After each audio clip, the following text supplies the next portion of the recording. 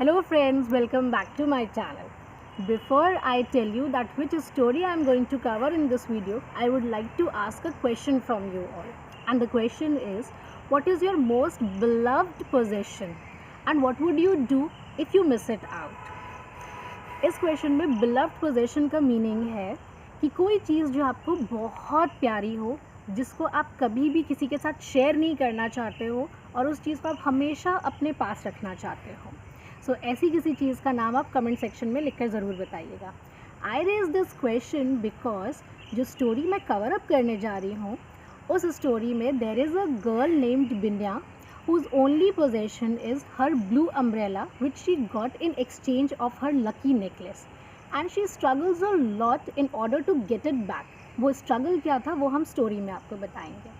And moreover, you know this story, the Binya's blue umbrella.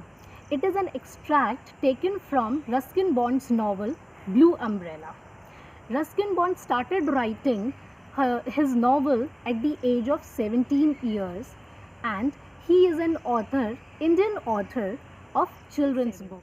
Ruskin bond जो थे उन्हें mountain की beauty, the innocence बहुत पसंद था, so he settled himself in Mussoorie. The novel Blue Umbrella was adapted into a film in year 2005 and won the National Film Award for Best Children's Film in year 2007. सो अब देखते हैं बिन्याज blue umbrella में बिन्या का struggle क्या था और उसने वो अम्ब्रेला वापस कैसे हासिल किया. Let's start. Binya's blue umbrella. Binya को अपना ये अम्ब्रेला बहुत पसंद था.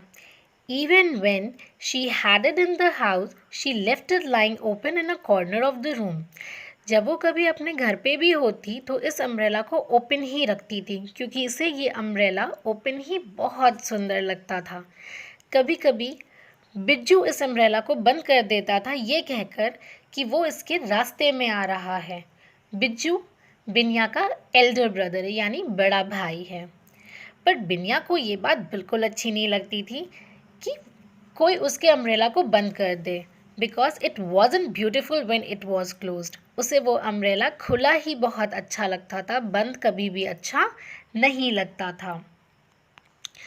बिन्या जब भी कभी बाहर जाती वह अपनी इस अम्ब्रेला को हमेशा अपने साथ रखती, चाहे वो काऊ को ग्रेस कराने जाए ग्रास को, या फिर पानी भरने जाए कहीं नदी के किनारे, या फिर वो मिल्क लेने जाए अगर किसी टी शॉप से, तो भी वो अपने इस अम्ब्रेला को हमेशा अपने पास ओपन ही रखती.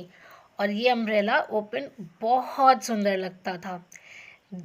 और जितने भी बच्चे, जितने भी लोग थे गांव में, उन्हें ये अम्ब्रेला बहुत पसंद आता था. और कई बार लोग उससे ये भी कहते थे कि मुझे ये अम्ब्रेला थोड़ी देर पकड़ने दे दो, तो बिन्या उन्हें थोड़ी देर के लिए दे देती थी, बट थोड़ी ही देर में वो उस अम्ब्रेला को वापस ले लेती थी. देयर इज़ अ शॉपकीपर जिसका नाम राम भरोसा था. वो वहाँ पर एक छोटी सी चाय की शॉप चलाता था जहाँ पर उसके पास कुछ फूड आइटम्स भी थे, like grocery and soft drinks.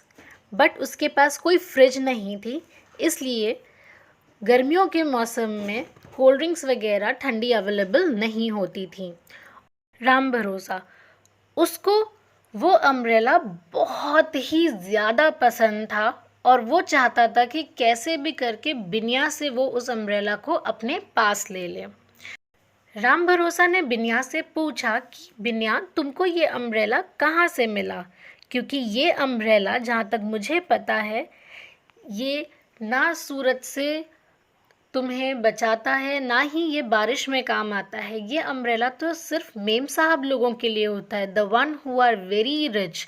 आपने जनरली मूवीज़ में देखा होगा ना, जो बहुत बड़े घराने की लेडीज़ होती हैं वो एक अम्ब्रेला अपने साथ कैरी करती हैं. एक्चुअली में ये अम्ब्रेला ऐसे ही किसी एक घर की रिच लेडी ने बिन्या को दिया था उसके लकी नेकलेस के बदले में. तो राम भरोसा उसको यही चीज़ समझा रहा होता है कि बिन्या तुम इस अम्ब्रेला का क्या करोगी, ये अम्ब्रेला तुम्हारे लिए किसी यूज़ का नहीं है, सो इट्स बेटर कि तुम मुझे ये अम्ब्रेला दे दो और उसके बदले मैं तुम्हें कुछ पैसे दे देता हूँ। तो वहाँ पे वो बार्गेनिंग स्टार्ट होती है।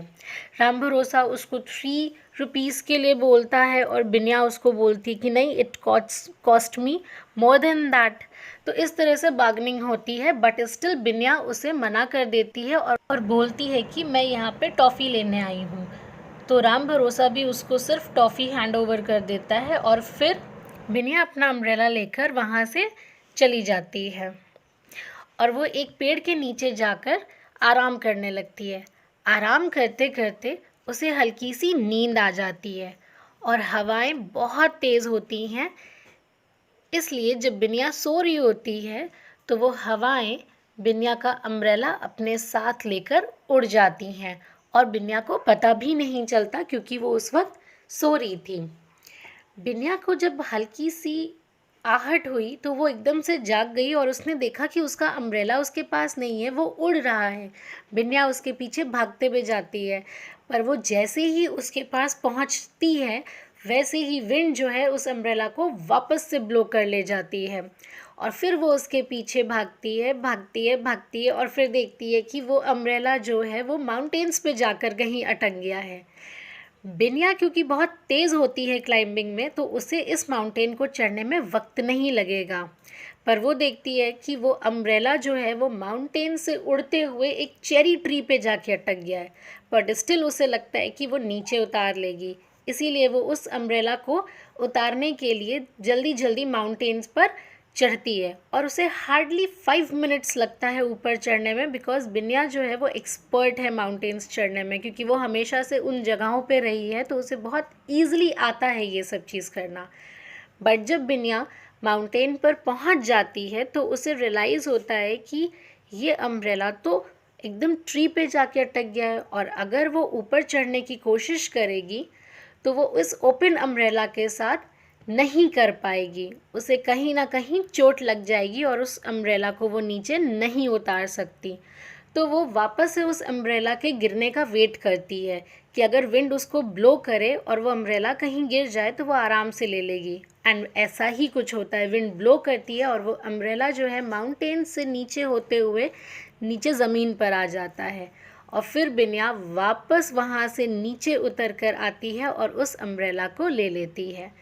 तो आपने देखा किस तरह से वो अपने पोजीशन के पीछे भाग रही थी और वो इस अम्ब्रेला को हासिल करने के लिए कोई भी स्ट्रगल करने को तैयार थी एंड फाइनली बिन्या ने अपना वो अम्ब्रेला पा ही लिया वापस। सो स्टूडेंट्स, अगर आपको मेरा ये वीडियो अच्छा लगा हो तो please don't forget to press like button.